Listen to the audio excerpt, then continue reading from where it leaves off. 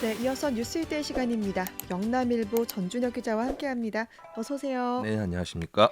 네, 오늘 첫 소식은 지난 주말에 예정됐던 2025 포항 국제 불빛 축제 메인 행사인 국제 불꽃쇼가 이제 호우주의보가 발령되면서 안타깝게 취소됐다는 소식이네요. 네, 포항시는 축제 취소에 따른 지역 경제 타격 최소화를 위해 대응책 마련에 들어갔습니다. 네.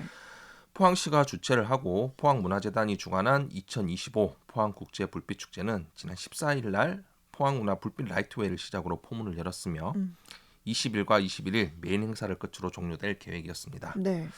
특히 21일 밤 9시에는 축제의 하이라이트죠. 국제 불꽃쇼가 열려 감동을 선사할 것으로 기대됐는데 이번 불꽃쇼는 이탈리아, 캐나다가 참여를 했고요. 네. 1000대의 드론으로 꾸며지는 드론 라이트 쇼도 예정됐지만 음, 행사 시작 4시간여를 앞두고 포항 전역에 호우주의보가 발효되면서 전면 취소가 됐습니다. 네. 그런데 이게 행사 며칠 전부터 비 예보는 있었잖아요. 네, 맞습니다. 그렇게 비가 예보가 있어서 시는 메인 행사 당일 비가 내리는지 계속 예의주시하고요. 수차례 네. 회의도 개최를 했었습니다. 네.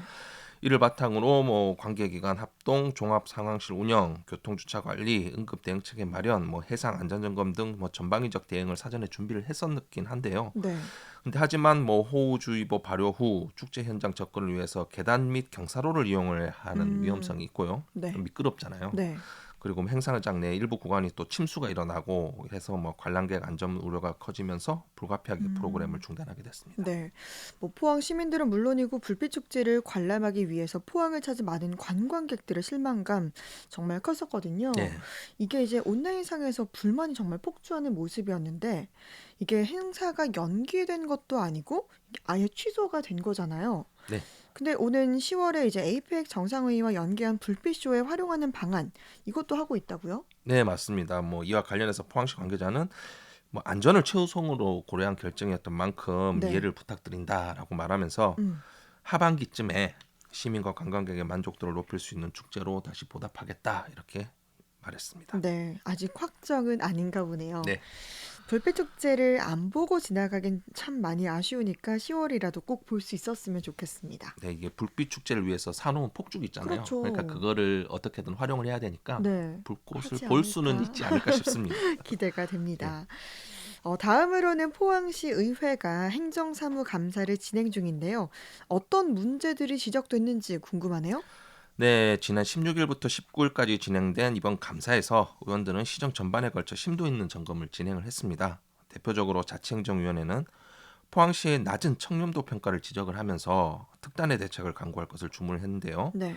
또한 장애인 체육관과 문화예술회관 등 공공건축물에 하자가 많이 발생하고 있어서 관리 감독을 철저히 할 것을 강조를 했습니다. 네. 다른 위원회에는 어떤 감사 내용이 나왔는지도 소개해 주시죠.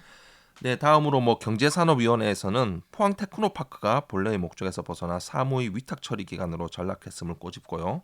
정책 연구 기능을 강화를 해 포항 경제 발전에 기여해 달라고 했습니다. 네. 복지환경위원회도 계속 지연되고 있는 장성동 미군 반환 공여구역의 부지 개발에 대해 적극적인 행정을 추진할 것을 요청을 했습니다. 음. 마지막으로 건설도시위원회는 수건 사업인 영일만대교 사업 적극 추진, 예측 가능한 교통 문제에 대한 사전적 대처, 포항시 전역 주차난 및 캠핑카 장기 주차 피해에 대한 해결책 마련 등을 논의를 했는데요. 네. 특히 형산강 마리나 계류장 조성 사업의 사업 전반에 걸친 문제점을 지적을 하면서 이로 인한 예산 낭비가 중대한 행정적 과실로 판단된다고 지적했습니다. 네. 생각보다 이 포항시의 행정에 허점이 좀 많아 보이네요. 네, 이에 대해서 김일만 의장은 포항시가 추진한 사업 곳곳에서 문제점이 드러났다라면서 이번 감사를 통해 지적된 사항들이 제대로 시정이 되는지 지속적으로 점검하겠다고 말했습니다. 한편 이번 행정사무감사 영상은 포항시의회 유튜브를 통해 다시 볼 수 있으니까 궁금하신 시민들께서는 한번 찾아서 시청해 보셔도 좋을 것 같습니다. 네. 포항시 의회 행정사무감사 소식이었고요. 포항시가 민간투자사업 시설 운영사와 90억 원 규모의 인건비 증액 요구 소송에서 승소를 했다고요? 네, 지난 16일 포항시에 따르면 근로기준법 개정에 따라 주 최대 근로시간이 52시간으로 제한이 되면서 네. 민간 투자 사업인 장량 하수 처리 시설 운영사가 잔여 운영 기간 동안 약 90억 원의 인건비 증액을 요구하며 소송을 제기를 했는데요. 네. 지난 2022년 12월 대구지방법원에 제기된 소송은 재판부가 두 차례 변경되는 변수가 있었지만 결국 지난달 15일 법원이 포항시 주장을 전부 받아들이고 원고 패소 판결을 음. 내렸습니다. 포항시가 승소한 이유는 뭐 때문이죠? 네, 시는 이번 소송에서 유사 판례를 꼼꼼하게 분석을 하고 전문가 자문 및 포항시의회 복지환경위원회와의 협업을 거쳐 대응 논리를 세심하게 준비해 승소를 이끌어냈습니다. 네. 특히 이번 승소는 단 한 건에 그치지 않고 타사와의 또 다른 120억 규모의 인건비 증액 분쟁에도 유리하게 적용될 음, 것으로 분석되는 만큼 포항시는 한껏 고무된 상태입니다. 시는 앞서 지난 2022년부터 환경기초시설 민간투자사업 운영 과정에서 발생한 감독 명령 처분 비송 사건, 손해배상금 중재 사건, 대수선비 반환 중재 사건 등 10건의 분쟁을 모두 승소하는 성과를 거둔 바가 있습니다. 네. 다음 소식은 포항시가 이제 신품종 사과 이지플 재배를 위한 첫걸음을 내딛었다고요? 네, 포항시는 지난 19일 북구 죽장면 상옥리 스마트 과수원 특화단지에서 이지플 사과나무 제식 행사를 개최를 했습니다. 시는 상옥지구 스마트 과수원 특화단지를 내재해형 국내 육성 품종인 이지풀 사과 재배의 거점으로 삼는다는 목표인데요. 네. 이지풀이란 사과는 기존의 조중생종인 홍로를 대체를 하는 품종으로 음, 당도가 16.7브릭스, 산도 0.41로 맛의 균형이 우수하며 식감 또한 아삭해 소비자들의 음, 선호도가 높습니다. 네. 근데 이게 굳이 이지플로 품종을 바꾸는 이유가 뭡니까? 네, 포항은 현재 전체 사과 재배 면적의 89%가 만생종입니다. 네. 이 역시 후지 계열 품종이 87%를 차지하는 등 품종 편중이 심한 편인데요. 음, 만생종의 경우 아까 얘기 드렸던 조중생종과는 다르게 11월이 수확기라서 태풍 음, 등의 피해에서 자유롭지 못하다는 음, 이런 단점이 있습니다. 네. 반면 이지플은 8월 말에서 9월 초에 수확을 진행을 해 추석 전에 출하가 네. 가능한데요. 특히 스스로 부실한 열매를 떨구는 자가 적과성도 보유하고 있어 재배가 음, 수월한 축에 속합니다. 네. 이게 보통 사과 적과 작업을 하러 보통 인부를 네. 투입을 해야 되는데 네. 얘는 스스로 이걸 오, 떨구기 때문에 신기하네요. 네, 좋은 점도 있습니다. 상옥지부를 기반으로 이제 재배된다는 점 역시도 장점이라고요. 네, 온난화 등 기후 변화로 사과 등 주요 과일의 재배지가 경북에서 강원으로 북상을 하고 있는 거는 음, 다들 알고 계실 텐데요. 네. 근데 포항에서도 상옥지구 같은 경우에는 해발 430m 이상에서 위치를 해서 네. 강원도와 좀 비슷한 환경을 보유하고 음, 있습니다. 네.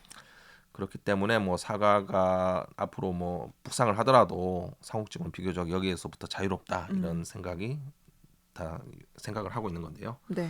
한편 시는 이지프를 비롯해 여러 내재형 신품종 보급 등으로 스마트 과수원 특화단지를 성공적으로 조성을 해서 저온, 우박 등의 기상이변에도 선제적으로 대응할 수 있는 과수산업 기반을 마련할 방침입니다. 네. 이집불 사과 빨리 먹어보고 싶습니다. 다음 소식은 최근 발생한 초대형 산불로 영덕에서는 16,000여 헥타르 면적이 불에 탔는데 그렇기 때문에 이제 여름철 장마 기간에 뭐 산사태라던가 이런 좀 재난 발생 위험이 참 걱정인데 영덕군이 응급복구를 7월까지 끝낸다라는 소식이네요.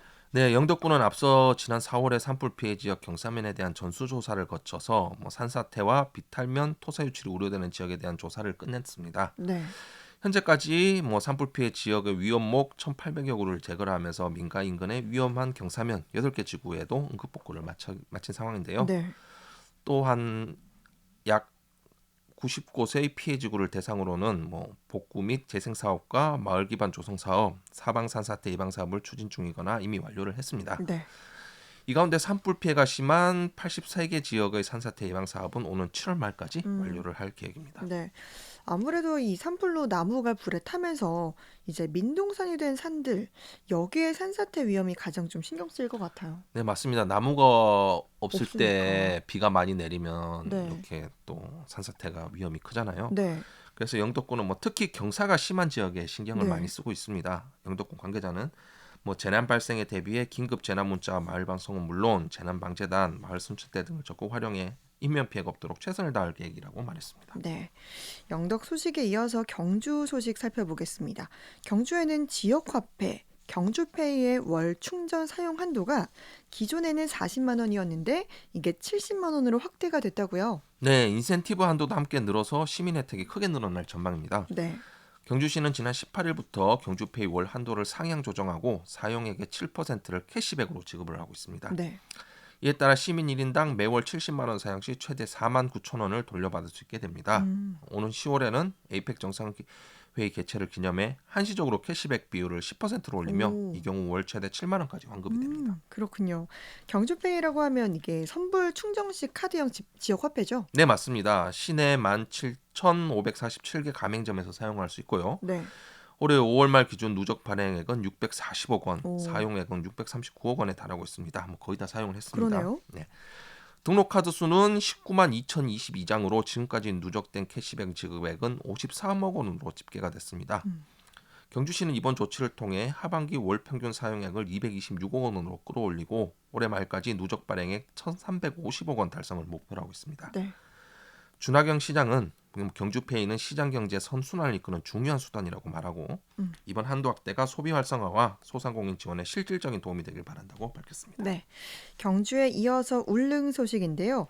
국내 최초의 해상 공항인 울릉공항 건설이 한창인 가운데 지금 설계 변경과 안전성에 대한 논란이 가열되고 있죠. 네, 2028년 완공을 목표로 추진 중인 울릉공항은 최근 국토교통부의 설계 변경 결정으로 음. 지역 주민들이 우려를 자아내고 있습니다. 네. 공항 등급은 취항 항공기의 날개폭, 최대 이륙 중량에 따른 최소 활주로 길이를 기준으로 결정이 되는데요. 네. 50인승 항공기에 해당하는 2C 등급과 네. 80인승 항공기를 위한 3C 등급이 울릉공항 논란의 핵심입니다. 네. 좀 복잡한 내용 같은데 좀 자세하게 설명해 주시죠. 네, 울릉공항은 애초 2C 그러니까 50인승 항공기 시계 비행 공항으로 계획이 됐으나 네. 2021년 운항 안정성과 결항률을 고려해 똑같은 2C 계기 비행 공항으로 변경된 바 있습니다. 네. 아시다시피 시계 비행은 조종사가 맨눈으로 주변 환경을 판단해 이착륙하는 방식으로 기상 조건에 영향을 크게 받는데요. 네. 그러다가 2023년 9월 국토부는 다시 80인승이죠. 3C 시계 비행 공항으로 설계 변경을 추진한다고 발표를 했으며 네. 현재 부산지방항공청에서 이에 대한 승인을 검토 중입니다. 네. 근데 이게 3C라고 하면 2C보다 좀 더 좋은 게 아닐까 이런 생각이 들거든요. 더 많은 인원이 탈 수 있으니까. 네, 취항 항공기 규모가 80인승으로 커지는 것은 맞는데 그럼 많은 인원이 탈 수 있어 좋은 점은 맞습니다. 하지만 근데 활주로 길이를 늘리지 않은 채 큰 비행기가 음. 오면서 또 시계 비행까지 하라는 얘기라서 아, 사정이 좀 복잡을 한데요. 그렇죠. 등급 변경 자체가 단순한 기술적인 결정이 아니라 공항 운영 방식과 안전성에 직결되는 중요 사안으로 평가받고 있습니다. 그러니까 이제 더 큰 비행기가 오는데 활주로 길이는 그대로니까 이게 좀 위험하다 이런 의미인 거죠? 네, 그렇습니다. 그리고 이게 또 시계 비행이니까 또 네. 눈으로 기상, 보고 해야 네. 되니까 기상도 많이 타는데요. 네. 그래서 울릉공과 주민은 활주로 연장 필요성을 강력히 요구를 하고 나섰습니다. 국토교통부가 80인승 항공기 운항을 위해 1,200m의 길이 활주로를 계획하고 있으나 주민들은 이 정도로는 부족하다는 입장인데요. 네. 이들은 취향 항공기 규모가 커졌음에도 활주로 길이에 변동이 없어 안전성에 문제가 생길 수 있다고 우려하고 있고요. 즉 활주로 길이를 현 설계보다 최소 300m 더 느린 1,500m로 건설해달라 이렇게 주장하고 있습니다. 네. 그럼 국토부의 입장은 어떻습니까? 국토부는 일단 시계 비행 공항에서도 계기 비행 공항 수준의 낮은 결항률을 달성할 방안을 모색 중이다 이렇게 밝혔는데요. 이게 지난 4월에는 항공안전 혁신 방안 발표를 통해 울릉공항에 활주로 이탈 방지 시설을 설치하겠다는 계획을 공개를 했습니다. 네. 국토부 관계자는 3시 공항에 계기 착륙 시설이나 항행 안전 시설, 기상 장비 등을 추가로 도입을 하면 2시 계기 비행 공항 수준을 충족하는지 등을 전문가가 검토하고 있다 이렇게 밝혔습니다. 네. 정말 다양한 소식들 살펴봤습니다. 전준혁 기자였습니다. 고맙습니다. 네, 감사합니다.